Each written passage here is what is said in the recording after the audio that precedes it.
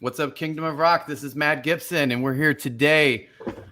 Michael Melenda and Matt Gibson, which I just said, are here with the amazing Ben Watkins from Juno Reactor, probably most well known for his contributions to the Matrix trilogy.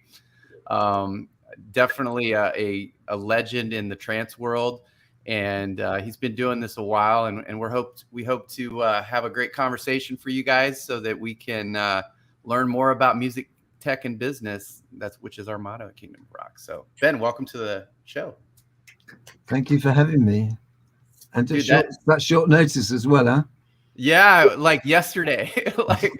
we had a guest that we had scheduled, and because COVID is opening up in LA, all the musicians in LA are all of a sudden getting busier, because you can go do things now. And so they had to get some production work done, and we were like, oh man, who are we going to do? And then I'd met Ben. We were on Clubhouse, and we're having a great conversation. Were you in our tech startups for musicians and creatives room? Yeah. And we just finished a 2.5 hour Clubhouse room half an hour ago, which was really fun. That was all talking about, music and films and blah, blah, blah. And I brought in Amir, who's like my main the guitarist for Juno Reactor at the moment, who's now Hans Zimmer's lead soloist on tour, and also on like the new James Bond film and a load of other Hans Zimmer films. So that was really nice. And also Zig Gron, who is my music editor on The Matrix. Man, this Clubhouse thing, I'm not into it yet, but I just hear Matt and you talk about, I spent 8 hours or 2 hours or 7 hours or 6 hours, and I'm going, wow, how can you guys hang that long? Well, it's a brilliant platform to talk, discuss, find out, learn, so many things. So and meet people, that's really cool as well. Maybe meet some other musicians that you really get on with, and then can record in the future with. Awesome. Or even meet someone like Ben Watkins, who will save your podcast by showing by being, because you don't do too many of these interviews, I've noticed. So no, I'm pretty excited that you're here. So I'm being kicked to do a lot of more interactive things. Yeah. Have you noticed with COVID, have you been doing more of these type of things or? No, I very rarely do them. Oh, cool. Well, I'm very privileged to have you here. Thank you. Well, so what Juno Reactor, I know you have kind of like a different footprints for the shows, like kind of an expandable thing. What are you guys doing right now as far as preparing for COVID? Like, what are you planning to roll out next when things start to open up? Well, the big show that we did over the last 3 years, that we started the last 3 years ago, was called the Mutant Theatre. That's like a science fiction choreographed show with 2 performance groups from Russia, one called Agnivo, the other one's called Stigma. And Stigma are more sort of high tech, where they'll build their costumes, and they're amazing. Like one of them has like 3,000 LED lights on that can all be programmed via MIDI. So like they're programmed for there's only one song that has that, which is a track called Let's Turn On. And we made a video for that. That's on YouTube. And so it's like a sort of, I wanted to make a Vegas show, but for like underground electronic festivals. Yeah. Right. Not your Lady Gaga, highly polished thing. And so we did that on a number of festivals, and then DEF CON got in touch with us to do a show in Caesar's Palace, Las Vegas. Ooh. And that was amazing. When was that? Is that I think it was the summer, August the 11th, 2018. So do you think you'll be in Vegas in the next year, if you were guessing? I'm hoping we can bring the whole show and do a residency there. There's so much interest in the whole show, and the fact that it looks so different, it's so interactive. even people that are like, say, just rock or just hip hop or whatever, really got onto it, because it is, you don't have to like the music.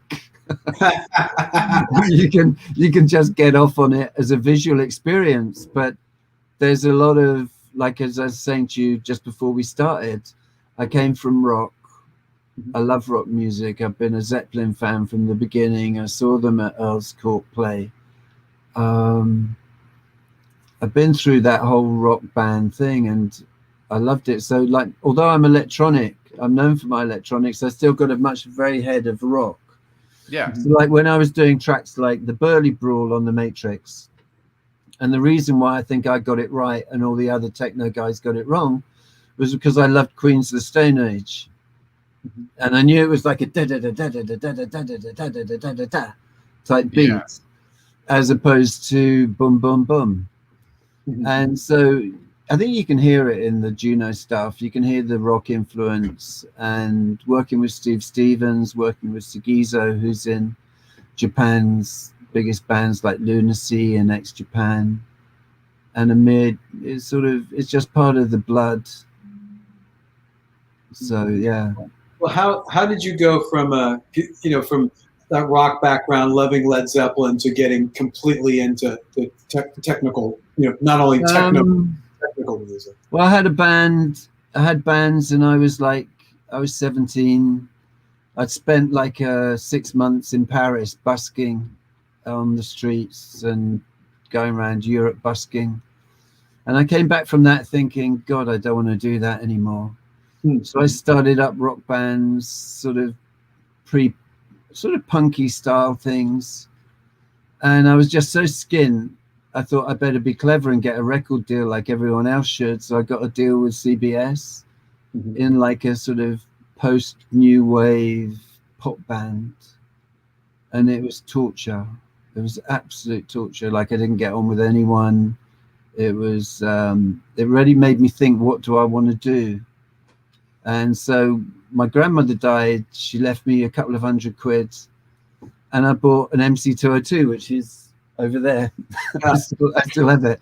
I bought that and a little drum machine, and I started making like electronic music. Like, I did a track called Joe So Mean that became really popular in the underground. And I think I realized, like, I used to sing as well. And I would just sing like David Bowie. I wanted to be David Bowie. And I want to be David Bowie. I've actually, he's right. Yeah, I love Bowie. I mean, he's my favorite artist of that time. And I realized I couldn't be David Bowie. So I started a band, the Flower Pot Men. That sort of took me more down the electronic route. We went into Sunsonic. And then the whole idea of bands being bands that you have to have this guy standing next to you became stupid, because you always end up falling out with someone or hating them and finding they're working against you. So I was doing a lot of work with artists and wanted to do like a Dada movement type of thing, where it's like painters, sculptors, installation artists, poet, filmmakers. And we called it Juno Reactor. And then it was easier to finance the music. So that's when I decided really everything should be collaborative, and anyone can really be involved in Juno Reactor as long as they've got a good part to play and they stay in a positive frame of mood. So, through time, there's been a number of people that have really contributed heavily to the project, but it's always kept like a new blood sort of going, because people have a time, they get bored, or they've got another project, or they can't work because they work, like Steve. I mean, to try and get hold of Steve is nigh on impossible. And so it just has a natural ebb and flow to it that I really like. So how do you keep it so highly collaborative, which is awesome, by the way? I mean, do you come up with the main track, or do you come up with ideas for a track and everybody kind of weighs in? Yeah, I write so much crap all the time, and the good ones sort of stick out. And I'll say to, like, I went to India and I was recording a lot of people there, and I met Hamsika Iyer, and she just became a natural to be inside the band for a while. And so it just has this thing. I always think that if there's someone placed in front of me, they're placed in front of me for a reason. And maybe it's fate, maybe it's good. I try and look for the good things in a collaboration. Like Amir, I met him on a bus. So, it is fun to, like, if you just talk to the people around you, like if you just focus on not what's going on in the world, you just focus on what's around you, and also try to focus on putting yourself in good places. It's amazing how much, how many kind of, what do you call it? Not alignments. Collisions. It's like, well, I mean, it is. It's kind of like you get all these people surrounding you, and then eventually you bump into people and things happen and it causes reactions and everything. And as long as you're around good people that are doing things, it's like, I think you can sort of notice it within their own sort of like energy and stuff. Like there was a drummer that was pointed out to me on a rave, and he was dancing in such a strange way. I thought he must be a great drummer. So I said to him, like, you've got to do a track. We've got to do a track. Or like Mabi from South Africa. He was like asleep on the corridor, and I stayed with him, working with Mabi for like maybe 12 years. And it's just, I think you just notice, when you notice the people that are there that you really get on with, it really helps. And the people you don't, or sort of like there's a bit of a weird vibe, it's best to open the exit door. Yeah. Well, but still, I mean, this only works if you're open to the collaboration too. It seems like you're pretty malleable for people you meet. I think so many musicians out there tend to want to control things. Like, I'll take collaborators, but I'm the one that's going to guide everything, and you got to do what I want to do. I mean, that your band era comment, that's kind of how that typically works. Definitely. And I think there's always two ways to do things. Studio etiquette for young musicians, working with other young musicians in the studio. I could more than likely write a book on some good things to point at. There's always two ways to skin a cat. What do you produce most? Are you like the top level producer on all the Juno Reactor stuff, or do you hire that out, or how do you? No, I produce. I realized that with studios, you really need to know what you're doing if you want to create the sound you want to create. You can't leave it up to other people to do it for you.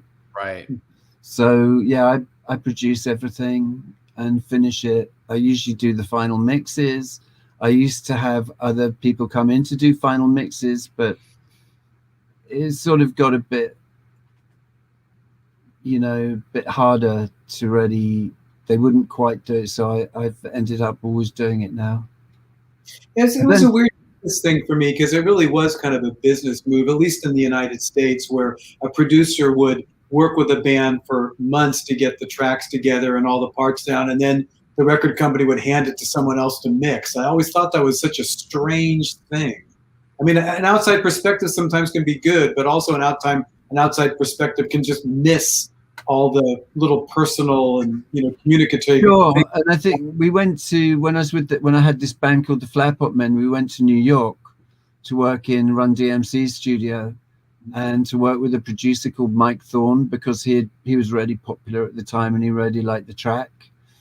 And we met up with Dr. John, because it was a Dr. John track called Walk on Gilded Splinters.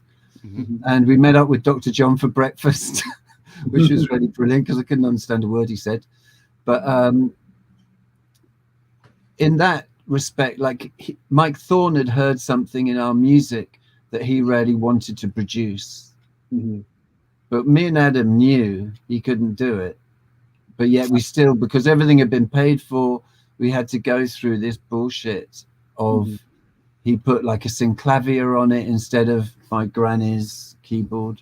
He made it sound not the way we wanted at all. It sounds okay, But you know, the Dr. John part of it possibly sounds the best part of all of it, because Dr. John was so brilliant. But again, we came away from that thinking, God, we should have just done it ourselves, you know. Makes sense. A question from Triple Bath here. Did Natcha Atlas sing for God is God, or is she sampled? She came to the studio, and that was really nice because Natasha Atlas wasn't that well known at that time, and she came with her shopping basket, and like she didn't have anywhere to live at the time, so in her shopping, like her granny wheelie bag, she had all of her clothes and everything, and she came into the studio, and I think the guy I was writing it with was a guy called Nick Burton, who's a great drummer, really great drummer, and he was like friends with her. So she came in because of him, and she sang it, and then we chopped up what she sang, hopefully so that it still made sense, and that's how it happened. But I know that Natasha Atlas can't actually remember the session. So, that's funny. Yeah.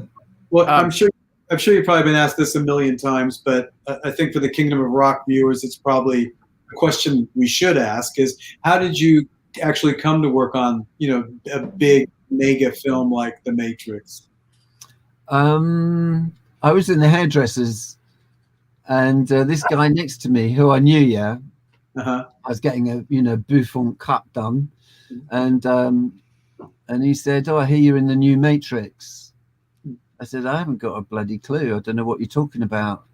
And he said, "No, I heard that you're going to be in the Matrix." 2 years later, which is a bit of a long time, we got a phone call from the Wachowskis, and they said, "Would you mind coming over in November?" I think it was November 2002, to have a chat.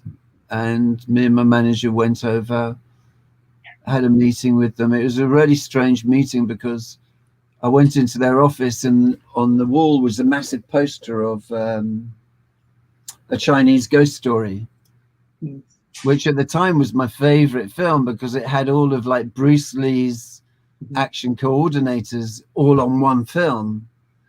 And so I thought, wow, that's really cool. And then we sort of got into the chat, and then they showed me the film, the Freeway Chase, which was the first one I did. And at the same time, they were talking about the Hitchcock Truffaut book, which is a series of interviews of every film. So like Truffaut would interview Hitchcock about Psycho, you know, all of the films, and I'd read it all. I'd written notes, you know. I'm like a sort of, I think at that time I would have loved to have been a filmmaker, and this is part of my cinematic sound to Juno Reactor, is that I can't make films, but I can put films inside my music. So they were saying like every film director in Hollywood should read this book, and I went, I've read it, you know. So we got on like House on Fire just from that meeting, and they just said, okay, find a studio in LA, come back in January and start working. And so I went to a studio referral agency, and they said there's one studio in LA that has your desk, and it's in a castle in Silver Lake. A haunted castle, by the way, as well. And so I possibly had the ultimate experience of Hollywood with those matrices, and I realized it at the time, and I loved every second of its madness. Does it, when you jump into the stream of something that, you know, that big with that much attention and hype behind it, is it like, were you like sort of busy and then like, I don't know what happened for the last 5 years, and then you're back to normal? Like, how does that workflow happen? Well, the way I sort of felt it was like in LA working on the Matrix, I was going at 100 miles an hour. You know, I was sleeping 4 hours maximum a night, get up, coffee, bang, work. drive off to meet, sleep on the way to meet the Wachowskis, sleep on the way back, bang, get on with work. Everything was like that. At some point, it felt like my body was about to give up. And post The Matrix, I'd say it felt like everything's going at 2 miles an hour ever since. Well, I don't know. Go ahead, sorry. No, it's fine. I don't, for some of the Kingdom of Rock listeners out there, what exactly takes all that time? Because I don't think they understand, or some of them don't understand how intense it is to actually work on a film and the deadlines that you're under and the changes that come across and things like that. So what were some of the things that would inhabit your day? Well, I'm a pretty laid back guy, so it takes quite a lot to energize me in a way that I work like a dog. But I didn't feel any angst. I just did my thing. The most important thing is the film, and I was really lucky to have a music editor on board called Zig Gron, who, when he was assigned to me, I just said to him, Zig, I know bugger all about this. Can you teach me everything you know? And we very much became a team. And from that moment on, everything, I felt calm because he was there, and I knew what I was doing. In my life, I think there's been a few times when I've really known what I'm doing, and I feel in control of what I'm doing, and that was one of them. Because I guess I don't think people realize that it's not just about composing a piece of music. You're right. You need somebody to go through all the details of how that has to fit into the film. And sure, I mean, I learned so much, like metric modulation, what that is. I learned so much from Don Davis, who's the main orchestral guy. I learned to keep my head down and keep my mouth shut. Don't let the paranoias or anything like that get to you when people are trying to get you the sack. So it is like it's an incredible journey that happens. So did you, when you guys were doing those songs, I was listening to the track you were talking about earlier today about the chase, and the I can't remember the name of it. Mona Lisa Overdrive. No, okay, that wasn't that one. It was the other one. The fight. It was a fight scene or something. Burly Brawl. Yes, Burly Brawl. I was listening to that, and it has all these orchestral hits and different things. That was pre? Well, I mean, there was some sampling during that time, but like, was this like people in the studio, like with a violin and a trumpet and a trombone and a tuba, or like what kind of production? Well, essentially what happened with that track was Don had written this amazing orchestral score to the Burly Brawl, and the Wachowskis, it was brilliant. It was like a sort of John Adams piece, modern classical piece that sort of derived from like Charles Ives and these people, yeah. And it was brilliant, but it was a cacophony. It was overloaded with trumpets for the Wachowskis' ear, and the Wachowskis are the directors. So they said to me, could you have a look at this and give it more guts, give it more balls? And that's the one that I was, I think they'd asked Prodigy and some other electronic bands to look at it as well. Yeah, I could hear Prodigy doing something similar. And then, but they'd turned them down. They said, no, we don't like what they've done. But when I looked at it, I think I've got a good eye to picture. So I can see the BPM, and I realized it was like a rock rhythm. So that's when I went back to the Queens of the Stone Age song of the time, which was da da da da da da da da da da da da da da da, which is about 175 BPM, which is way outside of those electronic bands, unless they're doing drum and bass, which drum and bass is sitting around those same BPMs, yeah. And I thought, okay, so I said to Don, like, what key is it? And he said, well, it's not in one key, it's in two, referring to sort of Charles Ives and all of this stuff. So I thought, okay, right, okay, let's fuck around with the rhythm. So we sort of went from 175 to 200, then we had like an escalation bit where they're all circling, and from like 200 BPM to 250 BPM, and then we finished it off at like 300 BPM. So I've forgotten what the question is now, but I was asking about how you guys produce the orchestral elements. Well, the orchestral stuff. So Don had done this amazing piece.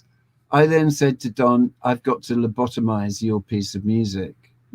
So essentially I went in and chose the bits that I really liked. Then I wrote in all the choir parts. And then we went back to the recording stage, and we obviously, I'm speaking to Don, you know, I'm going and meeting Don and saying, okay, I think we should do this, we should do that. And I've rearranged it, and it's like this. The Wachowskis have gone, great, this is green lighted, go off, record it. So we re-recorded the orchestra, recorded the choirs, and that's how it was made. So it's like a 120-piece orchestra, an 80-piece choir. Well, there's a reason I'm asking. I'm working on my first track right now, and first professional track. I've been a hobbyist for a long time. I'm trying to, you know, do my first highly polished, possibly commercial track. And so I was in the studio the other day, and we've got the bass, you know, the whole basis of the track done, guitars, vocals, and a kind of a pilot drum track, and we're working on that. And I was like, what about some orchestral elements? I really feel like we should add some.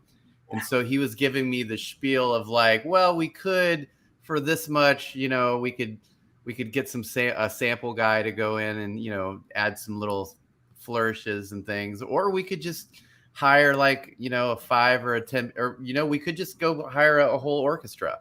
And so I'm like, I'm trying to wrap my head around someone on their first track hiring an orchestra to do something cool. I wouldn't do that. I wouldn't do that. Okay, that's good. I would Why? not do that.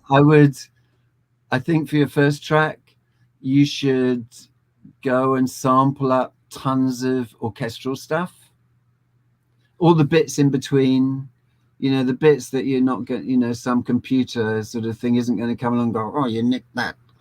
And, you know, and with all the devices, you can change the key, change a note here or there, do that. Have a look at doing that.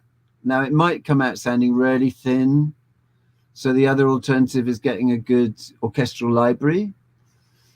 I have East-West, I think. East-West. Yeah, there's a number. Yeah. I mean, I quite like, a lot of people will say, oh, that's shit. That's really shit.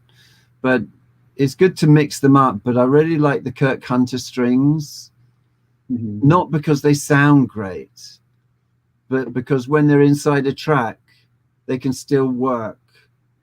But usually I end up, if I'm doing orchestral mock-ups, I'll usually use like maybe some Kirk Hunter stuff, some Hans Zimmer strings. There's this guy from Bulgaria who's got some really nice, I should really remember his name. Stavros or something. They're fantastic. And so, but also what I've found lately is because during COVID, I've been learning the viola, which is that little thing behind me. It's only like a 300 quid student viola. How's it coming? How's it coming? Oh yeah, I could talk to you if you want. Why not? If you want. But I find it really fantastic because when I first started, my wrist wouldn't work, and this wrist wouldn't work, and I just persevered with it over the last maybe 2 years. 2 years this April, yeah, I think. And so I'm putting it in tracks now. And because there was one track that I wanted it to sound like a barbarian was playing the violin or viola, but I like the viola because it's got, you know, it goes lower. And so I thought, yeah, I'm sure I can just do like sort of some things where it's like drones and all of this stuff. And then I'd put a melody on it. And yeah, it's really fantastic. So now I practice every day on it, and I've written quite a few tracks, and my son's done a film that I'm doing the soundtrack for, and it's all on that thing, and I'm just finding it so inspiring because my head, like when I was a kid, I used to play the violin till I was about 15, but I couldn't improvise. What I really love about this is I can hear a note in my head and my fingers will go to it. So now I can improvise with it. So I'm really enjoying this experience. Yeah, that's cool. I started on saxophone when I was a kid, and I played it all the way through high school marching band, and then they switched me to tuba because I learned bass clef on the bari sax, and I was, so they switched me, and I quit band because I didn't like the tuba. But I definitely want to go back to my root instrument. And was it, what sort of saxophone was it? Well, it was actually the bari that I had was a Selmer Paris. Okay. Like it was like the really nice 70s Selmer Paris bari sax. And then I played tenor for a couple of years before that, and alto for most of the other. So how come you're not putting that on your new track? I don't have one right now. Oh, but that's a question. That's an interesting thought. Well, it is metal, but you can always steal one, Matt. Huh? You can always steal one. Yeah, I think it's really cool. I think, like people use samples and samplers, but there's nothing better than when it comes from your own self. Well, I will say we did discuss the idea of custom sounds and everything, and playing a tuba through a tube screamer does sound a little bit interesting to me. I'm just saying, but and then chucking it out through an amplifier. Yeah, exactly. Yeah, you can record it and chuck it through an amp and see what happens. Yeah, reamp the tuba. Yeah. I mean, tuba's like got some amazing sort of subharmonics, huh? Mm-hmm. Justin Terry has got a question for you, Ben. He says, how do you approach finalizing a track as far as when to call it quits and stop tinkering with it? I think a lot of composers struggle with knowing when a song is complete. Well, I need a story. I need a story in my head. So once I've got the story in my head about what it really is about, then I can complete it. And so it's more like someone who just starts riffing on a piece or something is probably more in danger of never stopping because there's no narrative. Okay. I mean, I think I'm very visual orientated. So like films, I love watching films as I'm writing, but I'll choose the film on the idea that I've got. So like there was one story like with Jardin de Cécile. A French girl was murdered in England by a lorry driver. And where the body was found, the father went and cut into a tree, Jardin de Cécile, which means the Garden of Cécile. And at the time, my daughter had been born and my emotions were like everywhere. And I thought, okay, I'm going to make the garden in a sonic form. So that was my focus. And that's what I generally do, whether it's like Conga Fury or any of these tracks, there's always a story behind them. And that's when I know that it's finished, because I've got that to go, okay, yeah, this is cool. That's interesting. Because I tend to like, I'll run Jean Cocteau films, when I'm composing, or, level up German surrealistic, classic filmmakers, just for the a lot of black and white films with those beautiful, textures of gray and black and white. It's quite inspiring. I mean, I think Orphy is one of the best films ever made, Yeah. And I've watched that a number of times. I can't remember what track it would have been on, but yeah. Yeah, but that is good advice, though, to have something, whether you actually watch a film or whether you have a story in your mind. Hopefully, Justin, that answered your question. And he says that makes a lot of sense. Never thought of that before. Tinkering versus having a clear story concept. Justin, have your story together. And Also, Triple Bass says, is there a possibility you could ask Ben what was the core of the setup during the Beyond the Infinite era? That was the second album, and that was mainly like myself, Mike McGuire, who's a DJ, who was really great to have in the room because he'd sit at the back, he'd get stoned, and I would get passively stoned as well because he would smoke so many joints. I can't work when I'm stoned. It's Contact impossible. buds. I just fall around the floor laughing. And Stefan, again, smoking tons of dope. Johan. So it was like that sort of grouping of people. And we were going off to Japan and like, you know, because of the Indian thing, you know, where Juno Reactor started as like a, I don't know, networking type thing. You know, everyone networked in India. But yeah, then we get calls to come and play LA, go and play pretty much all over the world. And so it was a very tight group up until Bible of Dreams. Okay, and then, but I'm not sure if he's asking about setup as far as gear or setup as far as the gear. Yeah, I didn't have much gear. I'd had a recording deal with Polydor Records. And part of the deal was that they give me 30 grand to build a studio. And I had a desk. It wasn't a great desk. It was pretty shit, really. I bought some more outboard gear, built the studio inside a warehouse. I got enough. I had a 24-track machine. So it was basic. It was like really basic, and it was a really big mistake because essentially me and Adam, that was the band Sunsonic, essentially we learned how to engineer as opposed to how to make a great record. And so we made a record, but by the time we finished, we hated it. So anyway, this gear that I had was left over, and then Adam went off to America, left me a load of debt. I started paying it off, and so I kept ready that basic gear in the studio. So I'd like having a TC 2290. I had like SPX, a Lexicon PCM 70, a Det 5 reverb. I had, I've been buying synths ever since, I got turned on to them. So things like a Korg Monopoly.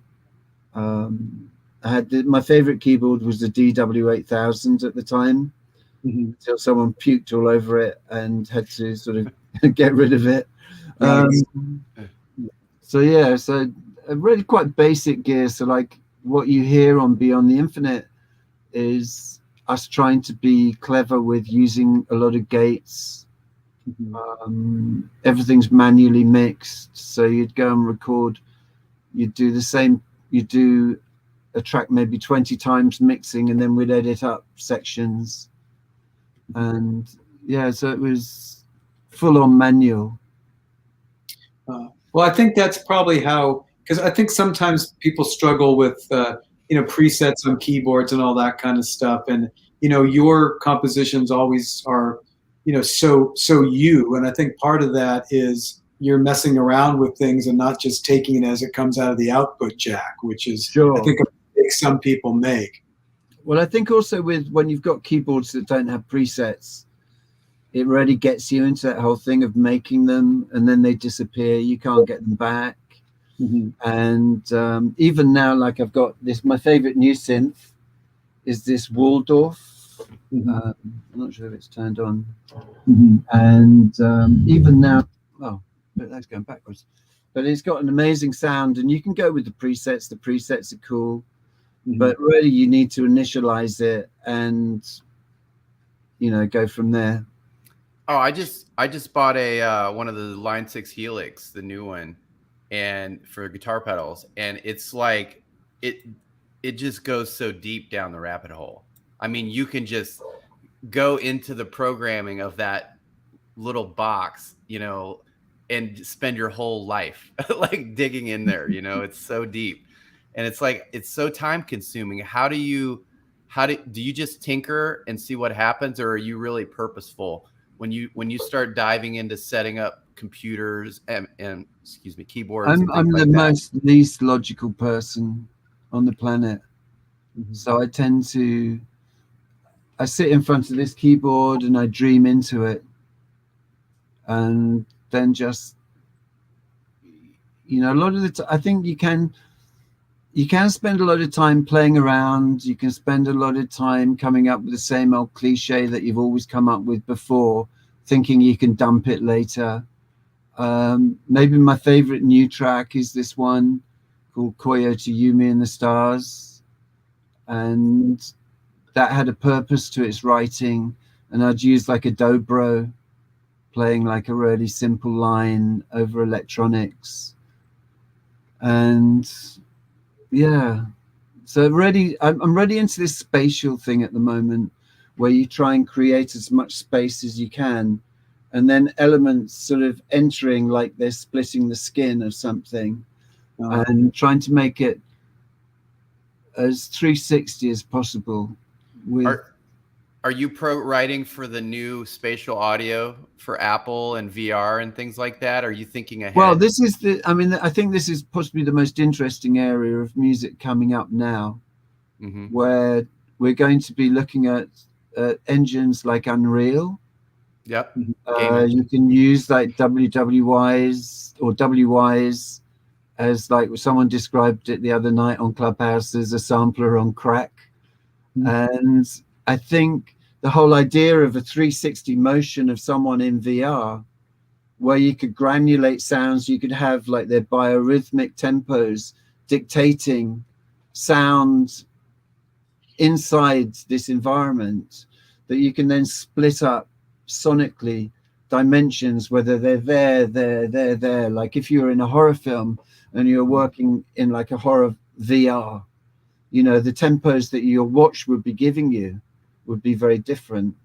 And so the idea that you could splinter sound, that you could stretch sound, stretch time, on all different dimensions. I think this might even produce a new form of music that we can't even understand yet, that only the people who will be into VR will really get it at the beginning point. And I think for any young programmer, musician, check it out, because I think it's potentially part of our future. We had I just got off the phone with Robert Scoble, who was just on the show. I don't know if you know who Robert is. He used to be Microsoft's tech evangelist, but he's always been like the guy that blogs about everything new that's coming. He's a futurist, so he's always talking about what's coming next. And he was telling me that Apple, it just leaked out today pictures of Apple's new wraparound VR headset. And so, they have the new spatial audio, like the $500 headphones. Have you heard about those for the iPhones? I haven't, no. Yeah, well, it has all the spatial audio built in. He said there's like 5 or 10 microphones around here to pick up your voice and everything. And so the new Apple VR thing is going to clip onto this somehow and wrap around your face.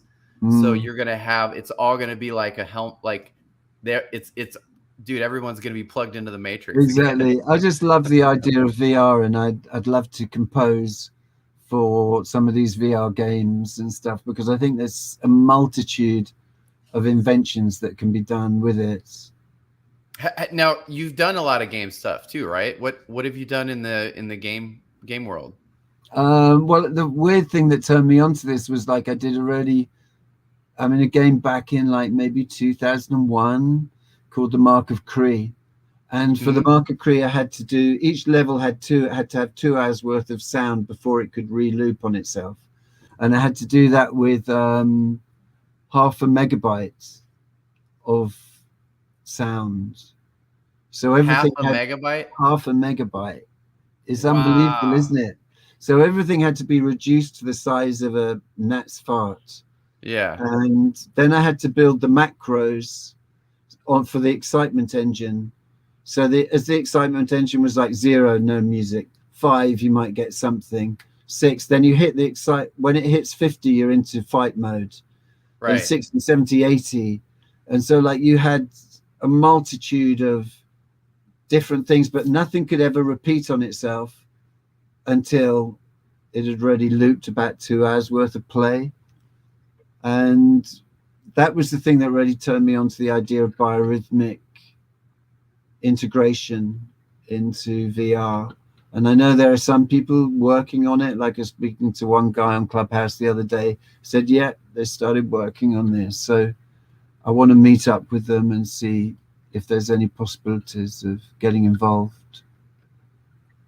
Yeah, definitely. I think biometrics and music definitely go hand in hand. Like with Neural Tunes, I'm a CEO of a new startup. Mike's the COO actually of Neural Tunes, and we help. Basically, we take we've adapted a AI company that's original purpose was to help you learn faster, and we kind of built on top of that. Now, since that AI engine knows that your emotional state at any given time, because it's taking 10,000 biometric data points a second. Now that we know that, we can serve up the right music at the right moment to help you calm your anxiety down. And so a lot of people are starting to look at ways to almost use music as medicine to automate the process to help people, feel better. And, there's a lot of things like the Calm app out there too, the more kind of meditative type stuff. And then what we're doing is more like existing music and things like that. That sounds great. Yeah. So, but I think there's a lot of cool developments with biometrics, and if you link it to the music, that's super cool. Well, I think the interesting thing that you're obviously relating to, Ben, and that other musicians out there should know, it's like if you want to whine about how the music industry has been devastated by COVID, or how it wasn't really a market for music anyway, unless you were on a certain level. The technology is starting to move into spaces that are going to open up a lot of music, and not having your ear attuned to the future is probably going to be detrimental if you're not open to the fact of creating music for different uses. I think that's really important for young musicians to not want to be Drake, not want to be Bowie, not want to be Tool. Just find your own, how you can create your own sound, and technology is there for you to pick it up and run with it, and you'll create your own new sound yourself because you're using the tools that are going to be used in the future. I think sometimes there's a fear factor. Obviously, it didn't affect you though, where someone will tell you, well, you should be Drake or you should be Tool, and a lot of musicians tend to get sucked into that because they want to be successful. So you counsel avoiding, that type of counsel and listening to your own counsel. I think so. I think people do get scared. Like there's a lot of young DJs that want to sound like, whether you know them or not, people like Asterix or Ace Ventura or Vinny Vici and these sort of guys. They want to sound like them so they can get on the festival to play alongside them. But they would maybe benefit more by just sounding like themselves and waiting until people really take notice, and then they'll be headlining, they won't be supporting. And I think the same is in rock. Well, is your view that sometimes I think if you're not successful or aspiring to be successful, whatever successful means to you, being true to yourself and all that, sometimes I think musicians just get frustrated because the break hasn't come, and powering through that to create something that's all yours, and then hoping that it's going to bring you some revenue or bring you some celebrity or whatever you're looking for. It's tough. I think that's why there's a lot of fear there sometimes. Yeah, definitely. I can understand it completely. But it's, I guess it's kind of like, you just have to learn, like as an artist, like you're saying, stick to your, like, I really like the idea about the saxophone, and not so much that my track needs saxophone on it, but that it's kind of like, I've learned to express myself with that instrument, like you're talking about with the viola, and you're making that connection to the instrument, and you feel like you can improvise and create melodies and things from your heart with it, you know. So it does have that heart connection. And I bet you, if I bought a saxophone, I bet you it would be a very nothing else therapeutic exercise, and possibly a good creative tool also. But hey, well, there were all those sort of ambient albums, like with Eno, wasn't there, with that trumpeter, and they're like, what was that guy? What was that album? Do you remember? It was like he was blowing the trumpet so gently, it sounded so haunting, and in such a different way than it's not like Miles Davis doing, you know, all of this stuff. It's but it sounded so haunting. So the idea that, like, say, like with the viola, I can take all the top end off the viola almost to the mids, and suddenly it doesn't sound like a viola anymore. Yeah, it's something else completely. Or you're playing the harmonics, you're taking down the EQ, you can play with it all inside the box. There's a whole realm of it. I think if you have someone trying to sound like someone who's a great player on a sax, if you're not a great player, that's a problem. But if you're there and you're using it as a sound module, that like your, you know, pod machine, or you're putting it in your pod machine, it is suddenly you're taking something that's archetypal and reusing it, reburning it. So maybe I shouldn't go giant steps, a little more Kenny G on the sax. Probably not. Let me check, because we're getting toward the top of the hour here. If there's a question we missed, well, I think Billy Soprani, I think he's asking about your stage show, basically about the visual side, the collages, the stage setup, the live performance costumes. Do you, in your collaborative process, do you leave that to the collaborators, or do you have a general idea, like a film director, about how you want everything to look on stage? Well, with, say, the Mutant Theatre, it was different because I'd worked with Agnivo in Moscow, and they've got a whole bunch of costumes. And then with Stigma, they've got a whole bunch of costumes. And I remember thinking, after doing shows with both of them, I thought, wow, it'd be amazing if I could just pull them all together, because they've already got the main ingredients. And so when I did a band show at the Azora Festival and it went brilliantly, the festival head said, could you come back with a new show next year? And I said, well, I've got this idea. And I sort of put it down on paper and pictures, and he said, wow, yeah, definitely, because it was quite expensive. You know, it wasn't cheap. And so then I told them all about it. Everyone was really up for it, the bands, the performers. And we went in and did like 3 days or 2 days rehearsal before the show. And we mapped out the show with, like, I thought it was essential we had a great lighting guy. And so I found this guy in the Netherlands. And so we did like these walkthrough rehearsals of what everyone was going to do. And essentially we made up the first performance out of those 2 or 3 days, just running through the set with ideas, making up the choreography. Like Maria from Stigma is really great at choreography, and she'd come up with ideas for that, and they'd use sections from their other performances. So it was a very collaborative thing, and I didn't have to ever say, oh no, we must do this, or it was more always like, hey, why don't we do this? And they'd give either good reasons why they could or couldn't. And it had a really great kinetic energy that just kept on giving, you know. And I think when you're working with people that are like very open, very up for the whole thing, it's not a problem. What's the worst live production decision you've let slide and regretted the most? The worst one, maybe singing the occasional song. Like, what we like to do is improvise, and some sections of the show I'll just sort of stop it. And like Budgie from Siouxsie and the Banshees is the drummer, and is an amazing drummer. And so I'd just get him to hit a beat, and then I'd get Amir to like just play some guitar, and then I'd sort of vibe over the top of it. And I think I enjoyed it. I loved it. I don't know what the audience thought of it, but I sort of sound a bit like a goat on acids when I sing, so it's not really like the most pleasing of noises. So I think maybe some of them, but at the same time I love them and the band enjoys it.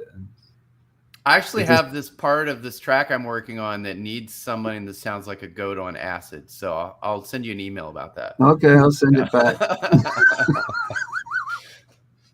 One question from Mark from earlier.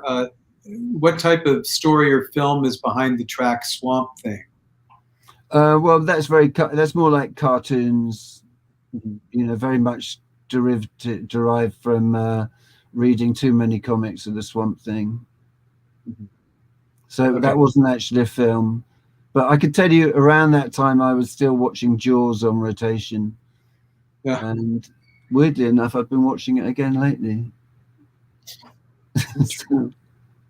Well, so we're actually at the top of the hour. We've been going for, I can't believe it, almost 60 minutes now. So Ben's, it's getting kind of late there. I don't know. Are you a late nighter creative, or are you I am. Daytime? Yeah, I sort of wake up around this time. Oh, okay. So you're just having breakfast now. Yeah, I'm going to eat my dog in a minute. Yeah. Well, hey, let's just do this. No, I'm just kidding. Yeah. Well, so we want to respect Ben's time. He's got a lot of toys to play with back there, and hopefully we'll be hearing some great things from him soon. Are you releasing anything in the near future? What do you got going on that people should? Well, we're starting up. Me and my manager are starting up a new label for Juno Reactor, and I think this is going to be an incredibly positive forward step. We've got possibly the next year of releases ready.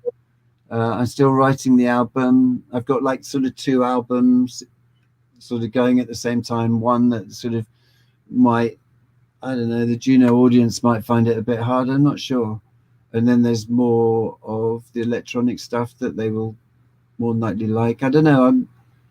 I'm still very much in the middle of it. And so, but I'm really pleased. Personally, I'm really pleased with some of the tracks. And next we've got a thing where we're going to do, I'm trying to work on it now, where I have Steve Stevens, Siouxsie, and Amir on the same track. Ooh. Which should be, it could be really crap or it could be really amazing, but we're trying to set up a Zoom meeting where Steve's in LA, Siouxsie's in Tokyo, Amir's in Spain, I'm in the UK, and we just come up with an idea. We just got to come up with a vision of what we want to do. And I think it's going to be like metal on acid, definitely. We, back in the early days of this type of collaboration here, back in the Google Plus days, we did an experiment using latency, and we actually performed live, like all together. But since the latency is so terrible, you can't really control it. But so everybody, what they did is we kind of improvised based on a drone sound starting in Germany.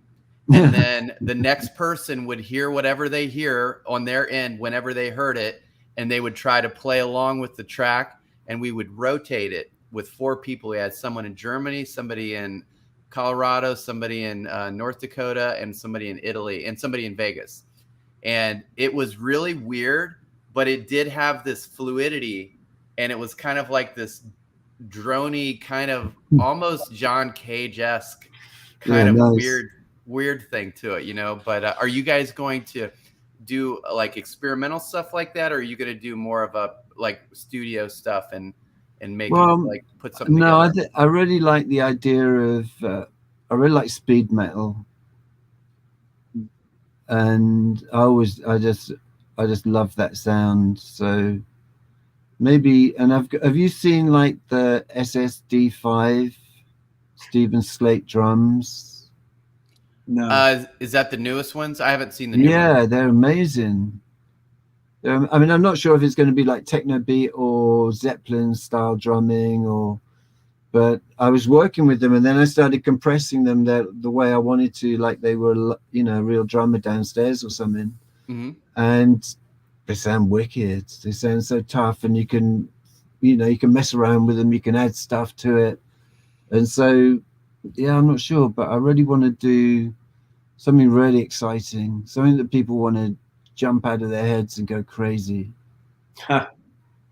Well, I think the crazy people who have joined us today, I want to thank everybody for popping in. You know, Anna, who came in and out, Triple Bath, Justin, Ajira, Mark, thank you so much. Oh, Billy, thank you so much. Oh, Aldia, sorry about hey, sorry, but thanks for joining, and Ben, man, just a lot of awesome wisdom out there. I'm sure everybody, hopefully everybody, take heed to creativity. Well, And, really nice to meet you and Matt, and good luck with your startup. And give us a shout, because I'd love to see how it works. Absolutely. We can talk offline a little bit. Yeah, and definitely. I'll also let you know how the tuba with the tube screamer turns out. So I would love to hear that. Maybe you could send me a sample and I'll incorporate it. yeah, that sounds good. Yeah, well, and if anybody again needs to have a goat on acid added to their track, Yeah, I'll sing. is willing to help you out. And typically we have a little ticker tape thing on the bottom with where they can find out stuff about you, Ben, but apparently it's not working today. Apparently Matt forgot to do that. Apparently. Okay, so is it just you can Google Juno Reactor or junoreactor.com. Is there any place else that you keep in touch with people? If you're on Clubhouse, you can join us on the Reactor League room that we're starting up. Cool. You can join us on Instagram, Twitter, Facebook, YouTube. On YouTube, we've got a lot of the newer videos and stuff. And send me a message. I like talking to people. I like answering questions, whether it's Facebook or YouTube. You know, we're here to talk. And if anyone wants to talk, then give us a shout, you know. Awesome. Thank you. Well, okay, now, write this down. All right. Well, this is Matt Gibson, and here again with Ben Watkins, Michael Melinda. We're heading out the door, but Kingdom of Rock, take it easy out there. It's tough right now, but it's going to get better, and we're going to pull together as a community. I will say, if you're in Los Angeles, we are starting to entertain the idea of you know, meeting when things are appropriate. So if you're into that kind of thing and you want to talk to other people when Los Angeles lets us talk to other people out in the real world, hit me up. Yeah, look for the Kingdom of Rock announcements on our Facebook page. Yep, absolutely. And Ben, thank you so much for being on the show. You're welcome here anytime, and definitely look forward to hearing what you got next.